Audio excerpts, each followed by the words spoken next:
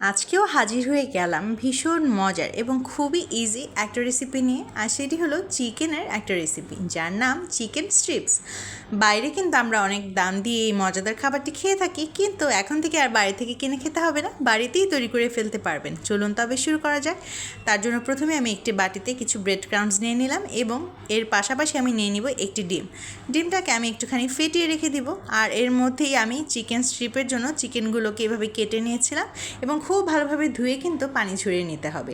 এ পর্যায়ে দিয়ে দিলাম আধা চামচ পরিমাণ আদা বাটা এবং আধা চামচ পরিমাণ রসুন বাটা, দিয়ে দিলাম একটুখানি চিলি ফ্লেক্স। আমি খুবই মিনিমাল উপকরণ দিয়ে আজকে এগুলোকে তৈরি করে দেখাচ্ছি।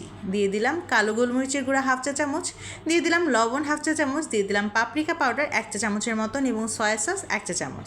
এবারে সব কিছুকে খুব সুন্দরভাবে মিশিয়ে নিতে হবে।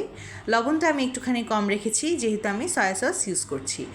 এবারে সব উপকরণ খুব ভালোভাবে মিশিয়ে রেখেছিলাম এবং আধা ঘন্টার জন্য এটাকে আমি রেস্টে রেখে দিয়েছিলাম। আপনাদের হাতে সময় না থাকলে রেস্টে না রাখলেও চলবে। ব্যাস, আর কোনো উপকরণ আমি ইউজ করছি না। আগে থেকে ভেঙে রাখা ডিমটাকে আমি একটুখানি ফেটে নিলাম এবং এই ডিমের মধ্যেই কিন্তু চিকেনের স্ট্রিপগুলোকে প্রথমে গোসল করাতে হবে। ভালোভাবে ডিমের মধ্যে এপাশ ওপাশ করে মাখিয়ে নিয়ে এগুলোকে ব্রেড ক্রাম্বসের মধ্যে ছেড়ে দিতে হবে। আপনারা চেষ্টা করবেন ব্রেড ক্রাম্বসটা যখন ইউজ করবেন তখন যেন হাতটা শুকনা থাকে।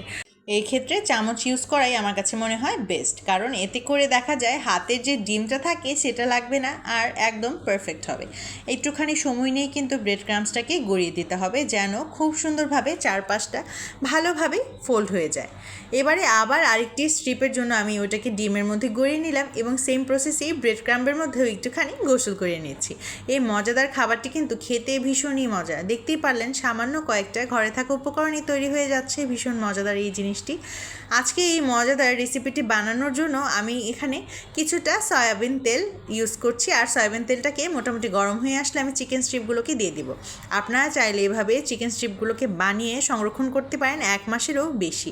এয়ারটাইট বক্সে রেখে আপনারা কিন্তু ইজিলি সংরক্ষণ করতে পারবেন। আর রান্না করার আগে বা ভেজে নেওয়ার আগে 10 মিনিট আগে অবশ্যই বের করে রাখবেন, তাহলে ভাজতে খুবই সুবিধা হবে। এবারে কিন্তু এপাশ ওপাশ করে খুব ভালোভাবে চিকেন স্ট্রিপসগুলোকে ভেজে নিতে হবে।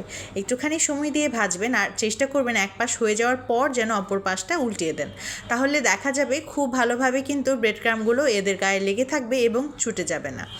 আঁচটা কিন্তু ছিল মিডিয়াম টু লো ফ্লেমে। একেবারে হাই হিটে রাখলে দেখা যাবে এগুলো আগেই পুড়ে যাবে এবং ভিতরে কাঁচা থেকে যাবে, তাই এই বিষয়টা অবশ্যই একটুখানি খেয়াল রাখতে হবে।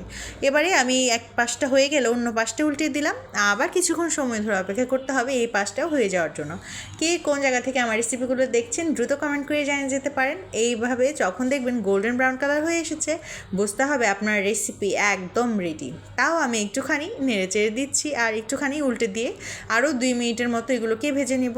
ব্যাস, তৈরি হয়ে গেল ভীষণ মজার চিকেন স্ট্রিপস। এবারে আমি এগুলোকে তুলে নিচ্ছি। এত ইজি একটা রেসিপি আপনাদের সঙ্গে শেয়ার করলাম, এখন কি আর বাইরে থেকে কিনে খেতে হবে? একদমই না। তৈরি হয়ে গেল ভীষণ মজার চিকেন স্ট্রিপস। সাথে আমি একটুখানি মেয়োনিজ নিয়ে নিলাম এবং ডেকোরেশনে ইউজ করলাম অল্প একটুখানি ধনেপাতা। এই যে মজার রেসিপিটি কেমন লাগলো কমেন্ট করে অবশ্যই জানিয়ে যাবেন। ভালো লাগলে রেসিপিটি একবার হলে অবশ্যই ট্রাই করবেন, আর দেখতে কেমন হয়েছে সেটিও জানিয়ে যাবেন। দেখতেই পাচ্ছেন কতটা ক্রিস্পি হয়েছে, একটুখানি খেয়েও দেখাচ্ছি। ভীষণ মজার এই রেসিপিটি ট্রাই না করলে কিন্তু মিস হয়ে যাবে। সবাই ভালো থাকবেন, ধন্যবাদ।